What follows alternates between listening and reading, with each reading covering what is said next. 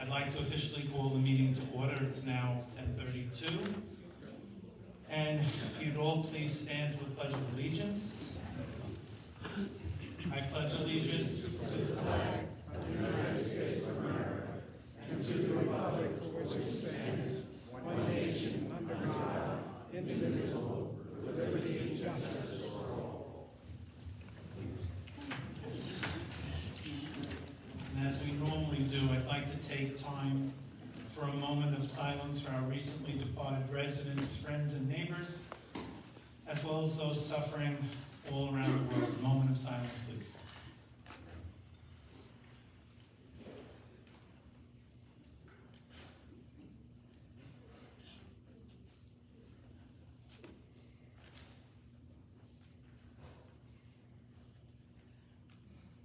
Thank you. We will now go for a roll call of board members. Michael Messina. Present. Ed Whitman. Present. Mary Adler. Present. Carol Butterworth. Present. Charlie Robb. Present. Okay. May I please have a motion for the approval of the September 19, 2024 open board meeting minutes? So, I move to accept.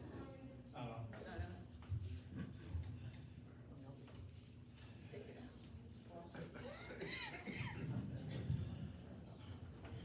out. Okay, I move to accept the minutes of the September 19th meeting. I second it. okay, we have a second. All those in favor of approving the minutes, state aye. Those opposed, state nay. The ayes have it. The motion for the approval of the minutes is now passed. Okay. So now we go on to the President's report to include motions, updates on a couple of topics, and various things. So, that's me. Okay. So today there will be two motions for approval, neither of which is related to the expenditure of money. How's that? Okay. All right. The first motion is for the validation of the 7 amendments to the restrictive covenant items that were voted on already. And we are now in process of filing them with the township. This is a board member vote that puts these 7 amendments into play for our community. This is a different type of vote that is done by roll call of board members, which is a formality that properly documents the institution of these 7 amendments. There were 8, it's just to rehash, there were 8 amendments that were proposed, 7 of them passed. And although we all know that it passed by vote, you have to document it at a meeting, and you have this special way of voting. So we're going to vote, and Alyssa's going to be calling out the board members' names, and each board member will vote, and that will be the documentation, and it goes into play. As an example, if you now want to have stones in your front flower beds, side flower beds, this is, the vote right now says, go call your contractor, and you can do what you gotta do. All right? With our approval. With ARC approval, thank you, Melissa. Anything you do on the outside of your house, of course, needs ARC approval. Thank you, Melissa. All right, so this is a closed vote by board members for the passing of the 7 amendments. And Alyssa, if you'd please roll call the vote. Michael Messina. Aye. I vote yes. Ed Whitman. Aye. Mary Adler. Aye. Carol Butterworth. Aye. Charlie Robb. Aye. Okay, so that's the official way of saying the 7 amendments are now in play. Something that just has to be done that way. There's a second motion, and that is for the enactment of a revised system of fines. We have a system of fines now when people don't follow the rules. It was recently revised by a committee. So this is nothing new. This is the formalization that it was reviewed and it was agreed upon by the committee and board. So it's really nothing new. So the second motion is the enactment of a revised system of fines. That is again a board member vote. Through the Policy and Rules Committee, a revised system of fines will be enacted and formally documented with a board member vote, as we just did for the 7 amendments. Again, this is a different type of vote that is done by board roll call, which is a formality that promptly documents the newly revised fine system. This will be a vote by board members by roll call. Alyssa. It's got to be read first. Oh, sorry. Ray will read it. I hope it's not too long. I'm gonna sit. That was it.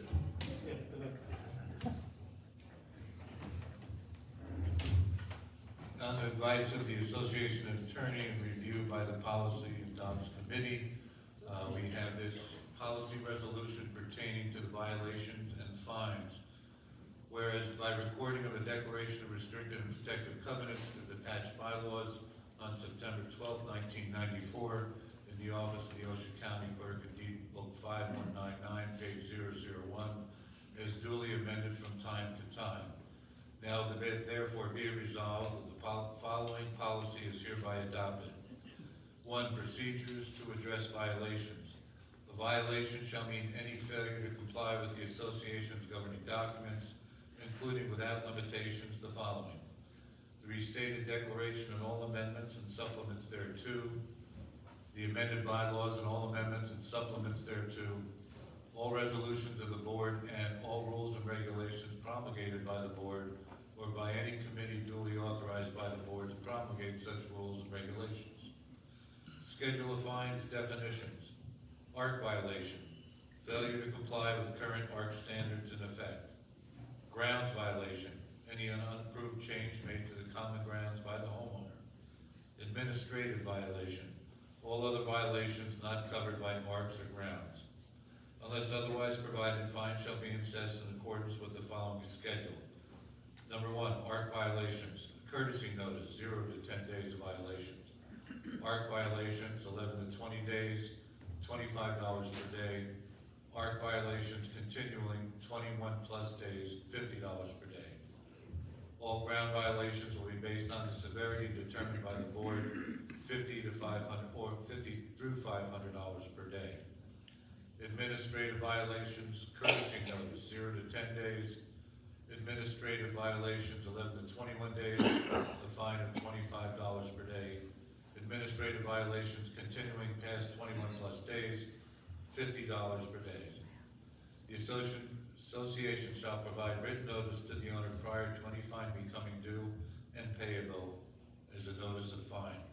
Pursuant to Article 4 of this resolution, every notice of fine will reiterate the owner's right to participate in an ADR upon timely request. Notwithstanding any notice of fine or other written notice, until the fine has been paid in full, the board may amend the existence of or amount of any fine imposed for any particular violation, provided that the association shall provide a new notice of fine, including offer of ADR, prior to amending the fine becoming due and payable.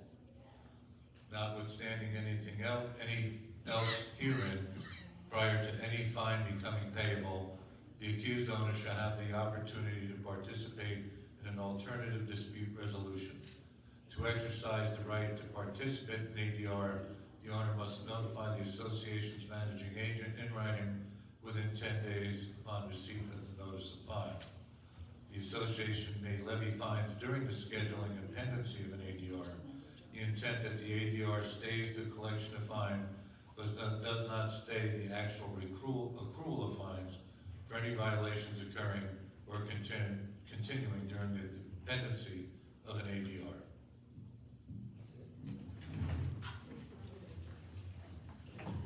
And now you know why I sat down. Okay, so this is, here's what it is. We're trying to start with the restrictive documents, do the amendments. Eventually this will go down to the bylaws. But having a rule with not a penalty, don't have a rule, right? So that's why we revised the fine structure. So that's what that is. A lot of legalese. So we're gonna move on with my report, and one of the things Let me do the board members. sorry? The roll call. Oh, we have to do a roll call vote. Good thing they're paying attention. So for this fine amendment, it will be a board vote by roll call. Alyssa? Michael Messina, I vote yes. Ed Whitman, Carol Butterworth, Aye. Charlie Rock. Yes. Okay, so that passed, and now the fine structure is in place. Restrictive documents, amendments have been put in play, and we will now move on, and it's a long laborious task, eventually, of all the bylaws that have to be looked at, and we have a committee doing that. Okay. So I'm gonna repeat a statement from last meeting, because I think it's very important. I'd like to take a moment to share a couple of thoughts in regard to the upcoming preparation of the 2025 operational budget for us, the homeowners. There are things that we can control, and there are things that we cannot in terms of the budget. As an example, our insurance rates, we have been notified that there will be an increase of over 20% on our insurance premiums. Not a surprise. Look at your car insurance, look at your homeowner's policy. Well, guess what? Ours is going up to the tune of about 22%. This increase is due to an overall increase in the insurance industry, as well as claims and notifications of possible claims that Lake Ridge has experienced over the last 2 or 3 years. It's analogous to, have you had any car accidents? And if you have, your insurance rates are going to be going up. That's the analogy. This increase will be somewhere between $20,000 and $24,000. This alone represents an approximate increase of $2 a month for each resident of your HOA fees. Every $11,000 of additional expense represents $1 that every resident will pay every month. Right? Checking with finance. I remember that one. In addition, there are already contracted increase for many other services that we have. Unless the board, along with finance and management, can find cost savings in the services being provided now, most assuredly the HOA monthly annual fee will be going up in addition to the insurance increase that I just stated. The board, along with finance, are already researching all possible cost savings measures so as to offset the increases. Well, obviously, if there are things that you're not in control of or contractual increases, you know, if you can offset that, then you can try not to, or have a minimal increase in the HOA. That's the goal. Okay. As it stands now, it will cost Lake Ridge HOA minimally $60,000 beyond what we're being reimbursed for the township for our cartage, garbage removal, and also recyclable. So the township has informed us we may budget a certain amount of money. They're only going to give us X amount of dollars. It's a price per home, actually. They have a new formula, and the shortfall right now is somewhere around $60,000. We don't need to have that.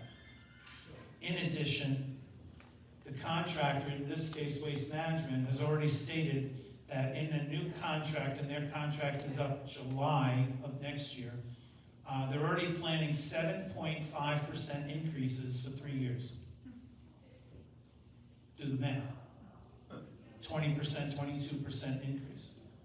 So that is something that will obviously impact the HOA fees. So because of that, serious consideration on switching to township for garbage collection and recycle pickup is more than likely going to happen. Okay? What does that mean? Well, it's a decrease in service. The township doesn't offer what we have now. The township offers 1 garbage pickup per week and 1 recycle pickup every other week. That's half of what we have now. So interesting enough, the board members and finance members went to a nearby neighboring community, Greenbrier Woodlands, as they have already changed the township services. But we don't have to recreate the wheel here. So other communities have already gone this road in the same effort to save money. In fact, they shared how they rolled it out to their community in terms of like town hall meetings, educating people. And in fact, they actually shared the expenses. If we stay with Waste Management, it's gonna cost us this. If we go with this other company, Republic, which is another company, it'll cost you this. If we go with the township, it'll cost you that. And we plan to lay all of that out and have a couple of town hall meetings to explain it and have you see what we see. Now, this does not have to go to a vote. Be very clear, this does not have to go to a vote. This is a financial responsibility that finance and the board assumes the responsibility for. But I'm just telling you, if I were you, I would not be buying new garbage cans at this point, because it's looking like we don't see an alternative. Now, finance, sorry, Charlie? Size of the pail, 64 gallon. They're big, because you're only getting garbage picked up once a week. You're only getting recycle every other. So these are two 64. Now, interesting enough, I asked the question, do you have single garage houses? And he said, yes. How did you deal with this? Our ARC committee got diagrams of the garage and showed people how you can fit them. I said, God bless you. God bless ARC. I don't know how that can happen. Now, it's not up for discussion. We have to find a way. We just have to find a way. And again, we're not reinventing the wheel. More to come on that, but I'm just telling you, it's looking that we're going that way. A couple other things that I want to report on is the legislature that has been sitting on a state level for whether we can have mulch in front of the clubhouse or your houses has passed. You don't have to worry about it for your houses at all. You can put mulch down right up to your house, not a problem. The legislature excluded single and two-family homes and those homes that are made of concrete or cinder block. We don't have cinder block. But either way, not an impact to individual homeowners. Is an impact here at the clubhouse. Is an impact for the annex, most assuredly. With that, the board has already established and is on the move with putting stone, because that's inflammable material, in front of the clubhouse. That also requires putting a border up to hold the stone in. By ARC standards, we use 3 to 4 inch river rock, and the wall has to be 8 inches tall. We're following the standard from ARC, but we will be doing that. And that was all included because we figured it was coming in the overall renovation of over $350,000 to redo the outside of this building and the annex. So we kind of saw it coming, and we got it rolling. And the reason why I'm bringing it up, you may see activity in the next 10 days, after 10 days, that the front of the clubhouse is going to have this work done. They'll be putting up the edging, they'll be putting down weed block, there's some dead bushes we're pulling up, we're transplanting some, I think there's 14 new ones, and then we're going to put down the weed block, we're going to put down the stone, and then it's done, clubhouse done. Not the annex. Because we're going to wait until next year for the annex. Can't spend all this money all at once. Whatever money is left over from the project that we do out front here, and we anticipate about $10,000 being left over, we may be using that money over at the annex in the spring. So if you don't see anything happening there, there's a reason. We're focusing on the clubhouse, and the clubhouse will finally be done. Thank God. And I think that's all I have as part of my report, and I'm going to now hand over the floor to our Vice President Ed for his report.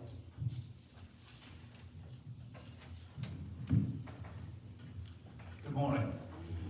As liaison to the Grounds Committee, I'm pleased to report that around the gazebo, the black plum trees, there are 5 trees there as you're driving along Morningdale and you come up to the gazebo.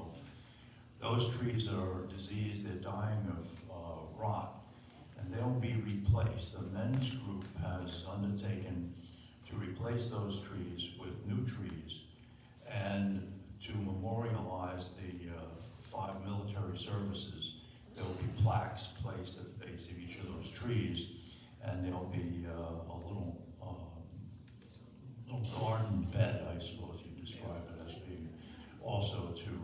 fix up the approach to the gazebo there. So that's one good development. On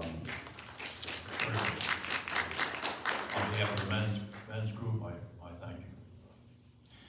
Secondly, a bit more seriously here, please remember the rule. Dogs need to be under control at all times. We've had a potentially dangerous incident where a very large dog got loose and came after a dog walker and her little dog. And the point is, the dogs need to be controlled, and the bigger dogs, the more control. So please keep your dogs leashed and under control so that they don't pose a hazard to other dog walkers or pedestrians or other dogs.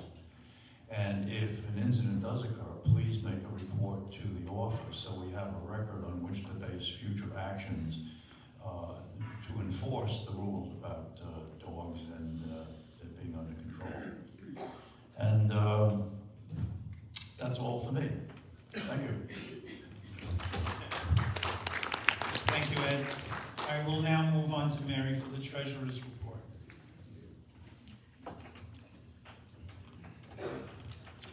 Oh boy. Good morning, everybody. Okay, for the 9 months ending September 30th, 2024, our net loss of $40,264, and our budget was only $26,453.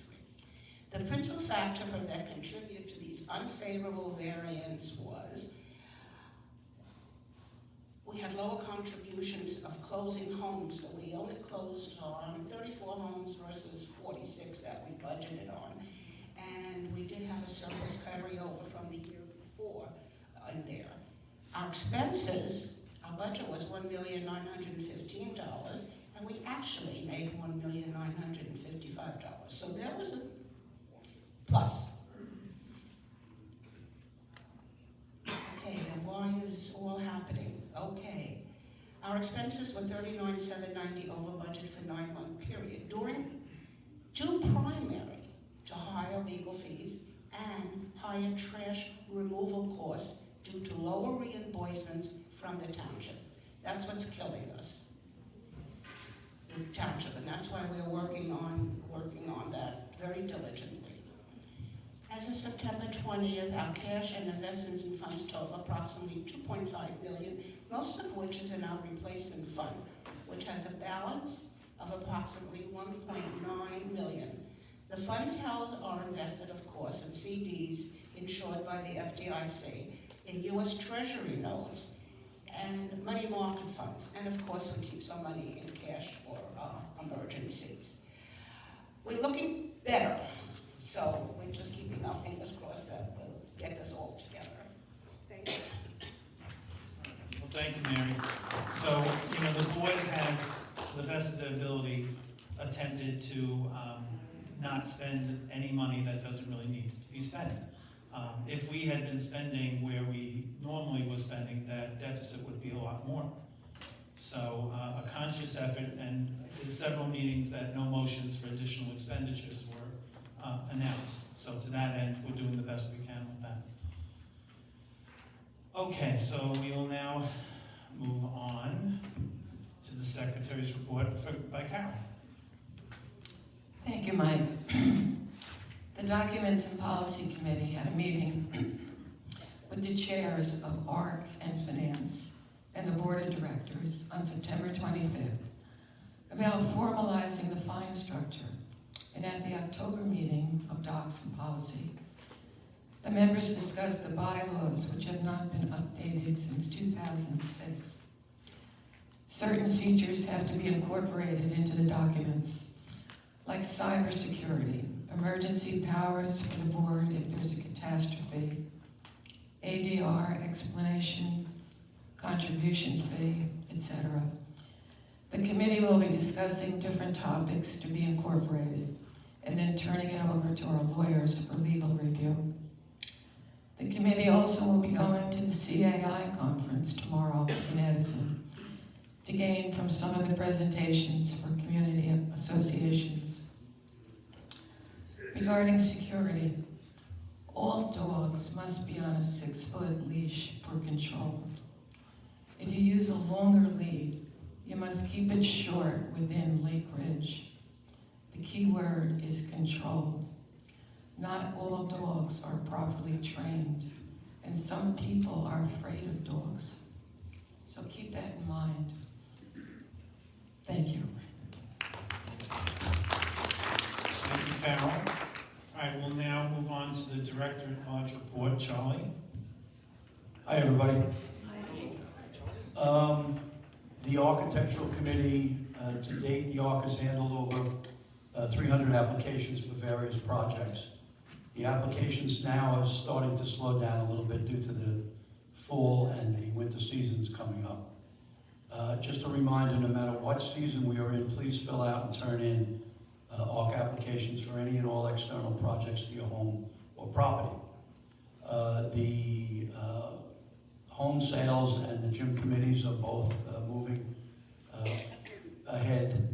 And the gym committee is in the process. There's a few pieces of equipment in there that need some preventive maintenance, and they're waiting to hear back from Ocean Fitness as to when we can get the guy out here to do some maintenance on that stuff. Along with the mulch legislation, I just wanted to remind you that even though you can put mulch all over your property, mulch can still get so dry and it can ignite. So be careful when we have extended dry spells or dangerously high temperatures. In particular, watch your barbecues, cigarette butts, and the fire pits, because it can still ignite. We've never had a problem here with that. But just because the legislation says it's okay, there could be safety issues with the mulch. So I know every once in a while when it gets too warm around my home, I will extend the sprinklers so it kind of wets down that mulch. And if you have an outside hose, you know, if we're into a really 10, 15 day situation of 90-degree heat, it's not a bad idea once in a while to wet that mulch down a little bit. I'm not saying it's going to ignite, but there are cases around the state where there have been fires caused by the mulch. Thank you. Thank you, Charlie. And we'll now move on to the manager's report by Ray.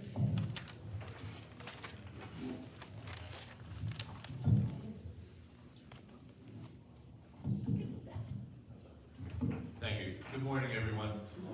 Just to expand on two things Mike and Charlie mentioned about the New Jersey Fire Code. We recently got an update at the last week's government committee. This fire code,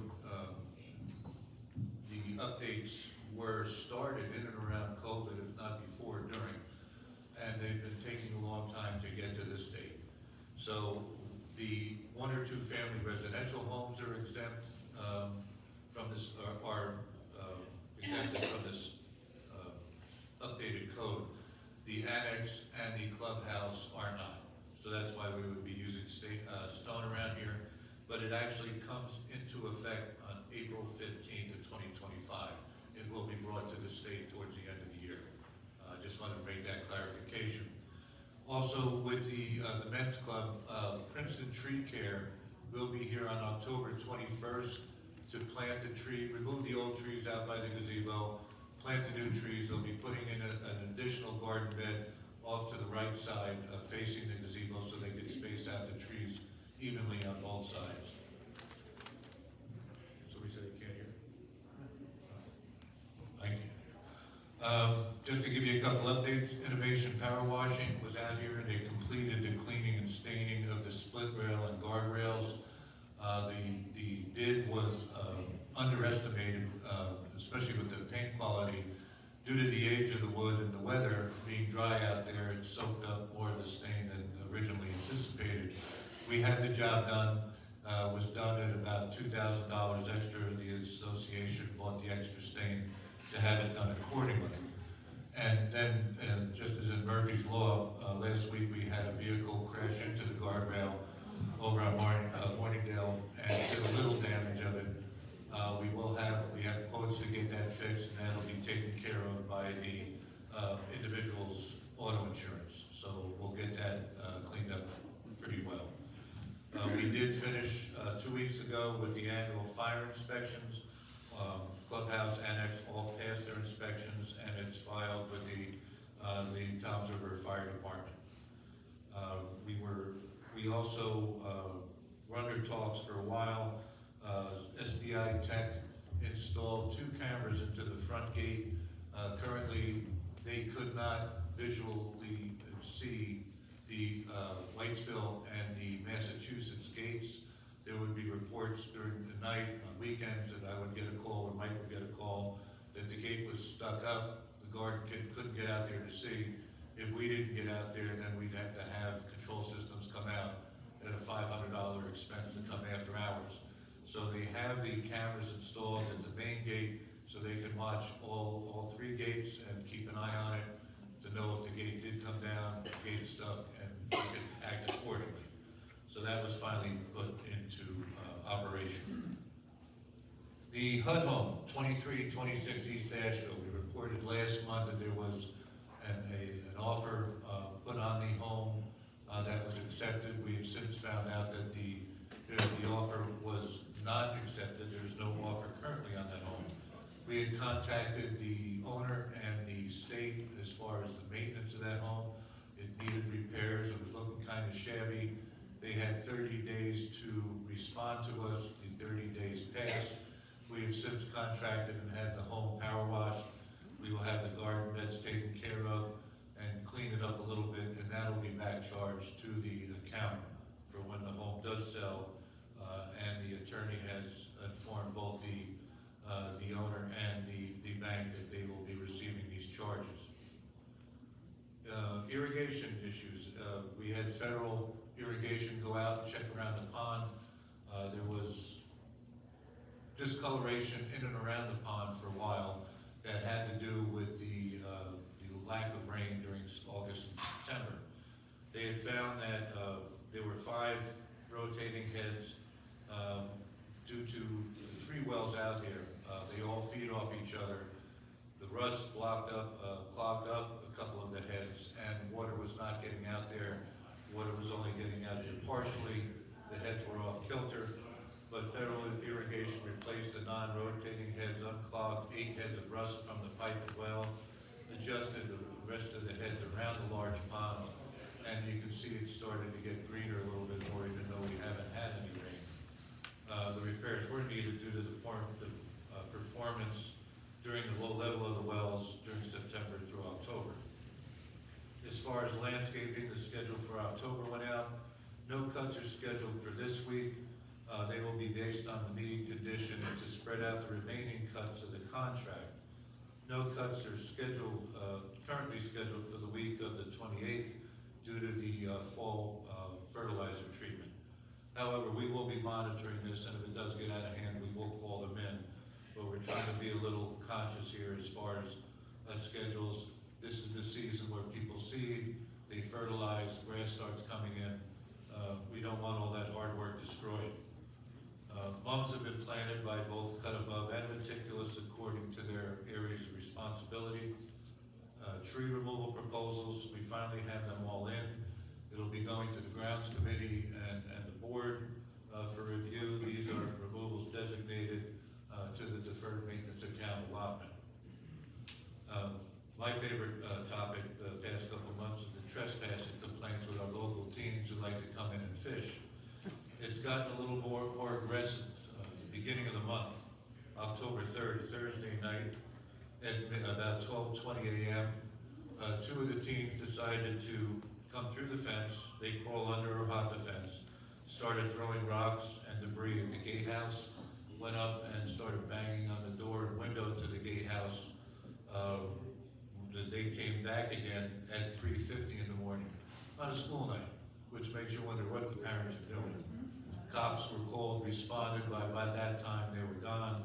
We were able to get a visual of the 2 teens, although they were wearing masks and hoods, they couldn't be identified, which goes back to my original complaint when I met the police out there and they had all 7 teens rounded up. They refused to take their information. Had they, we probably would have known who's done this. Our attorney has been in touch with the Townsend Police Department. They have given us steps to take, but then again, it goes to the identification of the teens. Then again, we have to catch them. They've been coming in after hours when the office is closed, and now when we're looking, after midnight, it's kind of hard to police when they're coming in. However, the Sergeant Doyle from the Toms River Police put a note in their system that the next time they're called and we're here, or they find the teens, that they enforce a station house adjustment. This is an alternative method for the police to handle first-time juvenile offenders with minor offenses. This is where the police would be required to bring the juveniles back to their homes, have the parents notified, and then have the juveniles write apology statement to the association and have the parents sign the statement as well. Then again, if the juvenile trespasses, this would provide grounds for the police and juvenile prosecutor to pursue the juveniles for trespass. So again, it's a lot of process. It's been a lot of back and forth with the police department. We'd like to say that hopefully with the winter it slows down, but they've been getting more and more brazen, so this remains to be seen how this will keep going on. Just some proposed projects and updates here. We will have a contractor on site towards the end of the month. We'll be inspecting the shuffleboard court concerns, the railing concerns out by the tennis court. We will be looking at the expansion joints on the pool patio deck to see how we can perform maintenance on those. There are some trip hazards out there. The concrete's in good shape. This would be a cost-effective way to make it safe out there around the pool. Inspections were performed for priority work on the Vicari Avenue, Crestview Lane retaining wall. We have expedited the project to get Kipcon Engineering to give us a proposal to develop the specifications for repair and eventually go out to bid. We are informed that this project, whether it's in 2025 or 2026, would be better suited to be done during the winter when the ground is solid. This way, when we remove the wall, the dirt won't collapse, the upper landscaping doesn't collapse until we have the walls and the block walls installed. So that is in force. We did have one of their engineers out here. Bill and I met with him on Tuesday. They will be doing a new reserve study to help out with this year's budget. And he also went out and took a look at the wall himself to get their firm working on this. I've been talking about communications being sent to the Toms River clerk with regards to the snow removal contract. The trouble we had with that contract in the township last year, the dispute over the height of the snow and whether the township would reimburse responses. We finally, after months, have a Zoom call scheduled with the landscaper, board president, myself, with the township administrator and the public works department, and hopefully we can get this settled before we get any snow this year, but also get a better understanding of where they set their limits and where they get their measurement. As we said, most communities got a reimbursement last year because they were indicated at 3 inches of snow, and we were denied because we were at 2.75. We got to find out what's going on here so we can plan on this. Also, we received our first 2 quarters reimbursement from the township for 2024. We've received a check for $107,000. We are still waiting for them, and it's been 3 weeks to get clarification as to what this to be credited to. These included not only trash reimbursement, but 2023 leaf reimbursement, and the first 6 months of 2024 for the street lighting reimbursement. We got a check, which was nice, but they didn't tell us how much was going to each account. So we're still waiting for that information so that we can credit the accounts accordingly. However, we did finally get the formula for the for the trash removal for 2024, only 10 months late. So progress.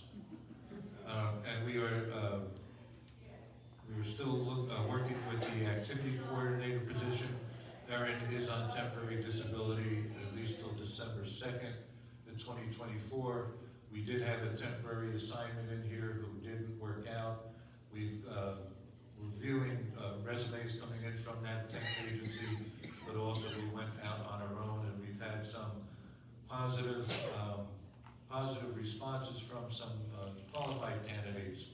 However, most of them were looking for full-time. Right now, we're looking for part-time to supplement and help out the activities while also helping out the back admin office.